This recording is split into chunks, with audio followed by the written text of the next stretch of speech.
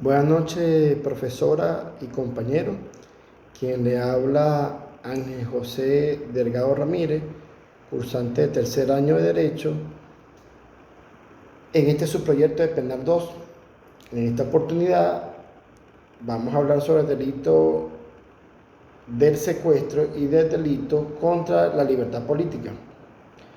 Es importante recalcar cuando hablamos del delito del secuestro, es un delito que ha venido mutando a través del tiempo, es un delito que ha venido captando las diferentes organizaciones delictivas, tanto internacionales como venezolanas. Por ende, Venezuela firma un tratado de Palermo en el año 2000. Por lo tanto, se promulga en Venezuela el 5 de junio del año 2009 la ley contra el secuestro y la extorsión. Es importante recalcar, cuando hablamos de secuestro, es la acción donde una persona o un grupo de personas priva de libertad ilegítimamente a una o a varias personas por un tiempo determinado, con la finalidad de obtener beneficios económicos, beneficios de títulos, bienes o beneficios políticos, en cambio de su libertad. Esto lo establece el artículo 3 de la Ley contra la extorsión y el secuestro y el artículo 460 del Código Penal venezolano vigente. Es importante recalcar que en el artículo 4, 5, 6, 7, 8 y 9 de la Ley contra el secuestro y la extorsión habla de los diferentes tipos de secuestro. Tenemos el secuestro, la simulación de secuestro, hablamos del secuestro con fines políticos, secuestro breve, secuestro en medios de transporte, secuestro para el canje de personas y el alistamiento forzoso. Cuando hablamos de la simulación de secuestro, es cuando una persona simula un secuestro con la finalidad de obtener algún beneficio económico por medio de familiares consanguíneos, directo o indirecto. Eso lo establece el artículo 4 de la Ley contra el secuestro y la extorsión. El artículo 5 habla sobre los secuestros con fines políticos.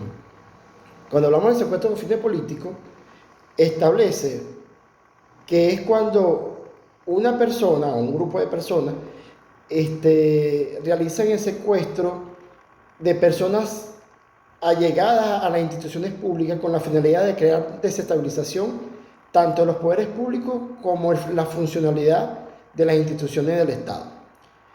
Cuando hablamos del secuestro breve, que es lo que normalmente llamamos el secuestro exprés, es el secuestro donde se priva de libertad de manera ilegítima a una o más personas con la finalidad de obtener dinero o a un bien en un tiempo de menos de un día. Eso es lo que llamamos el secuestro breve o lo que comúnmente llamamos secuestro exprés. Cuando hablamos de secuestro en medios de transporte, que es el artículo 6 de la Ley contra el secuestro y la extorsión, hablamos de que es cuando se utilizan medios de transporte y se desvía la ruta o el destino de este medio de transporte, tanto marítimo, aéreo, terrestre, con la finalidad de obtener también dinero, en cambio de la libertad de esas personas que se encuentren en ese medio de transporte.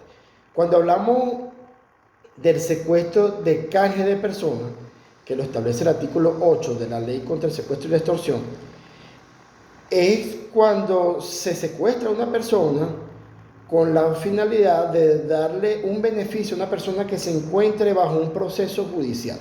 Eso es lo que es lo que significa ese secuestro para canje de personas.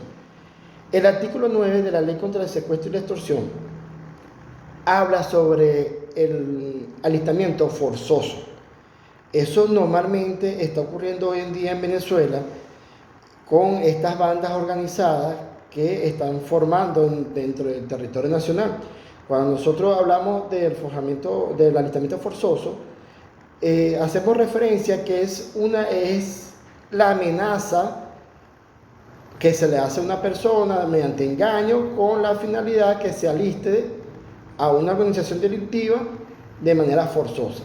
Ese es cuando nosotros hacemos mención de los tipos de secuestro que existe en la ley contra el secuestro y la extorsión. Es importante recalcar que tenemos una ley también, que es la ley contra la delincuencia organizada y financiamiento al terrorismo, que fue promulgada el 30 de abril del año 2012. Cuando hacemos referencia a esta ley, hablamos en el artículo número 4, en su literal C, habla sobre lo que es acto terrorista, pero en sus definiciones, que aparecen en el artículo 4 de esta ley, menciona al secuestro como un acto terrorista de acuerdo a esta condición que pueda existir en este hecho terrorista.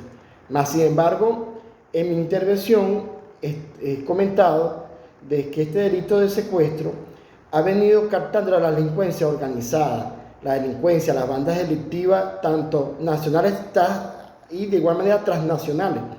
Cuando nosotros hacemos referencia a esto, el artículo 27 de esta ley habla sobre la definición de delincuencia organizada. La delincuencia organizada es la acción o omisión de 3 o más personas con la finalidad de agruparse en un tiempo determinado con el fin de obtener algún tipo de beneficio económico, tanto para ellos o para terceros. Por ende, se trata también al secuestro como parte de una delincuencia organizada, y por eso que hago mención y referencia a esta ley contra la delincuencia organizada y financiamiento al terrorismo. Es importante recalcar que durante la fase del secuestro tenemos 5 fases, que es el estudio de la víctima, la captura de la víctima, el traslado del secuestrado, el cautiverio y la negociación, y posteriormente a su liberación. Es importante que señalemos esto para tener claro ciertamente lo que es el secuestro. Ahora, cuando hablamos de los delitos contra la libertad política, tenemos claro de que este tipo de derechos, que son derechos políticos, que lo establece el capítulo 4 de la Constitución y lo sanciona el artículo 166 del Código Penal venezolano vigente, que por supuesto habla de la amenaza a la violencia que se le aplica a una persona con la finalidad de que no realice su derecho político. En este caso hablamos que tenemos que explicar 2 ejemplos referente a 2 derechos políticos o delitos contra la libertad política. Ciertamente uno de un delito contra la libertad política es no permitirle a una persona mediante violencia o mediante amenaza, ¿verdad?, que ejerza su derecho al voto. Eso es un derecho político que tiene todo venezolano, consagrado en la Constitución.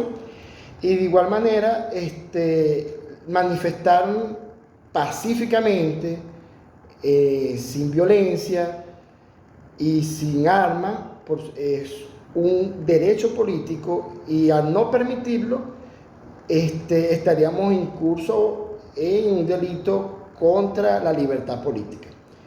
Es todo lo que tengo que mencionar sobre este punto, profesor y compañero. Por su atención, muchas gracias.